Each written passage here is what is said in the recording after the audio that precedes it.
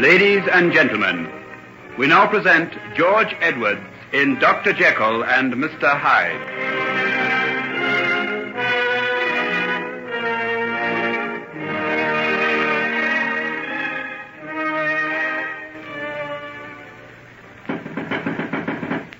Who's there? It's Hugh. Hugh Lanyon. Oh, come out of there and act like a human being, you blithering idiot. Anybody else but you infernal. Yes, I know.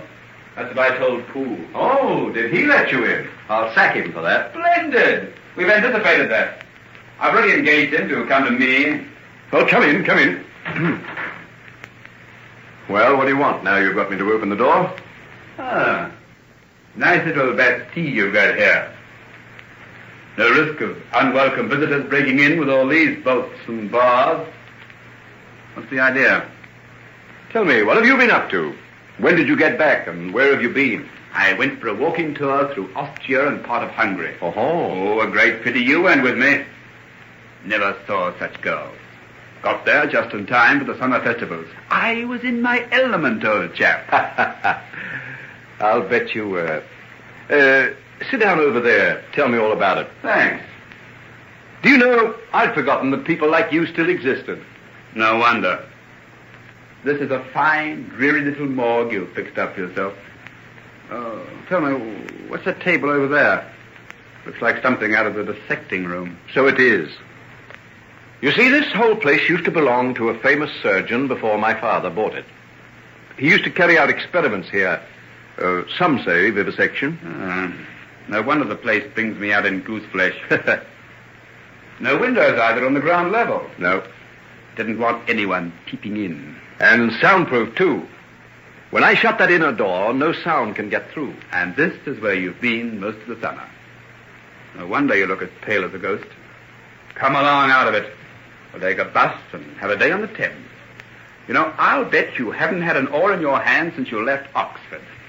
Well, you're quite right there. I haven't. Then how about it?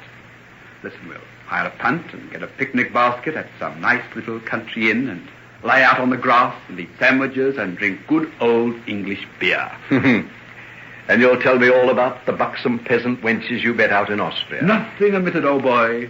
Positively nothing. All right. I'll be with you just as soon as I've changed my clothes. Come over to the house. We'll get the rascally Poole to put us up some food. There speaks the good old Henry Jekyll. Hence loathed melancholy. From Cerberus and Blackus, midnight born. In Stygian cave forlorn, amongst horrid shapes and shrieks and sights unholy. Stop it. What made you say that? What do you mean? For goodness sake, what's the matter here? Here, I say, don't throttle me. I'm sorry. I'm awfully sorry, old chap. I don't know what came over me, but those words... Oh, come along, let's get out of this quickly. Can't be too quick for me, old chap.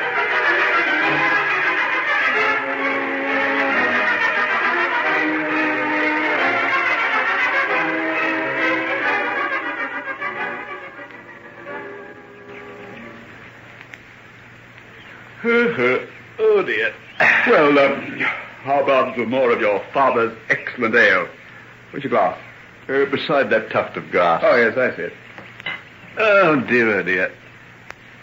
It's good to lie here with the sun in your face and the smell of warm earth in your nostrils. You don't know what sunlight is, or how the earth can smell, till you've lain out in the sun at midday in those Austrian valleys. And at midnight under the moon. How I envy you, Hugh. You can take your pleasure so simply.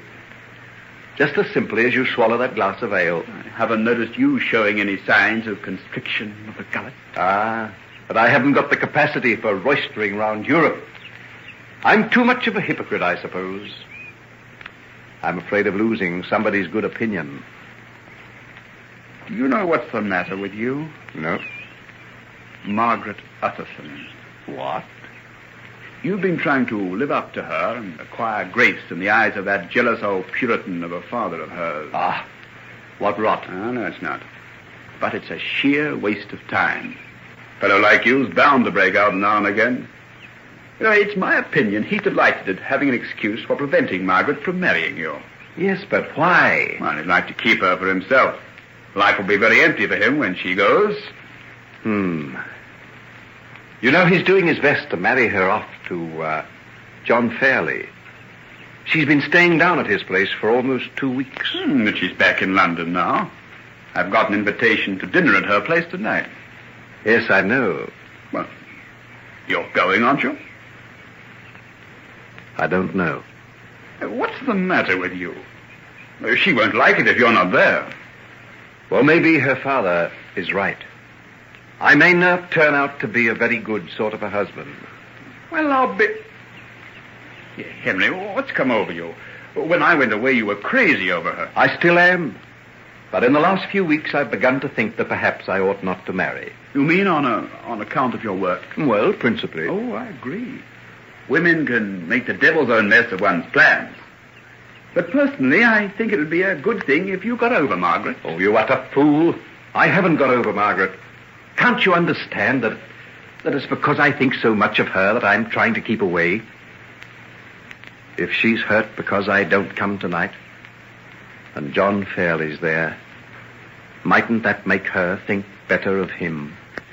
Well, of all the quixotic rubbish I ever heard... You go ahead and marry a girl, whatever the outcome of it may be, wouldn't you? Well, I hope it wouldn't be too horrible. No, that's right. It wouldn't be. Someday you'll marry some pretty little empty-headed creature who'll sit at the foot of your dining table, fill the nursery with children, and think you're the last word in manly virtue and wisdom. Oh, that's going too far, old chap. But you'll be happy. Yes, you'll be happy. In your own way. But me, I'm afraid I'll never be. Oh, now you're getting gloomy again. Time we left. Well, the sun's going behind those clouds anyhow. And if we're going to be in time for Margaret's dinner party... I've told you I don't think I'll go. Oh, nonsense. You're not going to give up like that. Come along and give John Fairley a run for his money. Anyhow, I'd love to see you do old Addison in the eye. I never could stand it. Hello? What's all that about?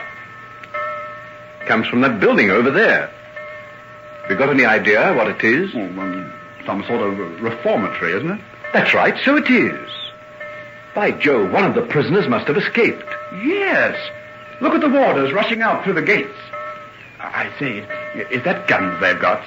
Hope they don't shoot this way. Well, come along. Let's move off. They're bound to stop us and ask if we've seen anyone, and we'll be late enough getting back to town as it is. Yes, I say, listen, Henry. Well, there's someone coming this way. In a hurry, too. Now, I wonder if... Look, there he goes, behind those bushes. Look. Just over there. Good Lord, it's a woman. Well, I'll be... Mr. Ripley, don't let them get me. I'll be somewhere. Here, what's the matter with you? I say... Hettie Wilson. Oh, wait. Oh, Henry. You. I say, what? Good Lord. It's the girl from the music hall. I'll be in a minute. And I have to go back into that place. I'll kill myself. Here, quick. Into the boat. Get down on the floor. We'll cover you up with rugs. Quick. Help me, Hugh. Oh, but I say, listen. Don't argue. Help me cover her. All right. And pick up that basket. We've got to be out of the middle of the stream by the time they get here. Now, don't you move, Hettie, whatever happens. I say, Henry, look here. Do you realize what you're doing? Yes, I know. I'm helping a prisoner to evade the law. If you like, you can go and call those warders and tell them about it. Oh, here, I say, don't be too hard, old man. Oh, then pick up that basket. Help me push this boat out from the bank. Ready? 1, 2, 3, push.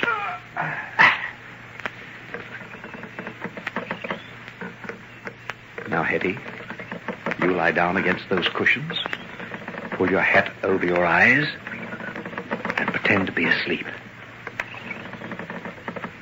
I'll do any talking that may be necessary. A nice, quiet afternoon in the country.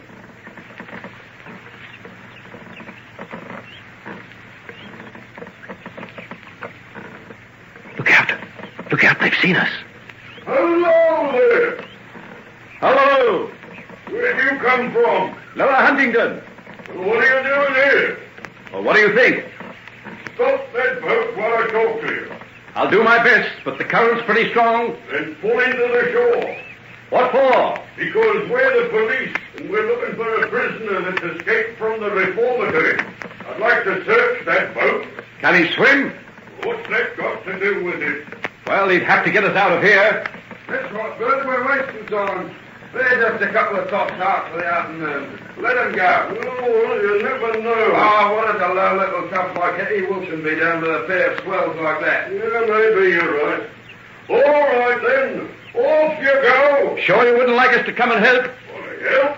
You? We got work to do. Come on, boys. Let's have a look down here. Lie still, Hettie.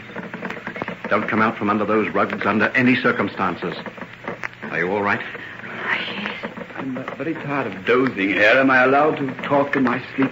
It all depends what you want to say. I just want to say that I may have had my moments in the Austrian Tyrol, but you go in for a form of excitement that's far, far beyond my humble scope. Oh, don't jest, Hugh. This is serious. Serious? Certainly is. Both of us might be struck off the rolls of the BMA for conduct improper to the dignity of our profession. Do you realize that? I do. And I'm expected to lie here and pretend to be asleep. Well, you'll have to do more than that before we get Hettie hidden away. Being a friend of yours certainly has its drawbacks. But you are my friend, Hugh, aren't you? Yes. Confound you. Now keep on with that rowing and let's get out of here as fast as we can. I only ordered the brass plate the day before yesterday, and I'll die of disappointment if I get the sack before I have a chance to hang it up.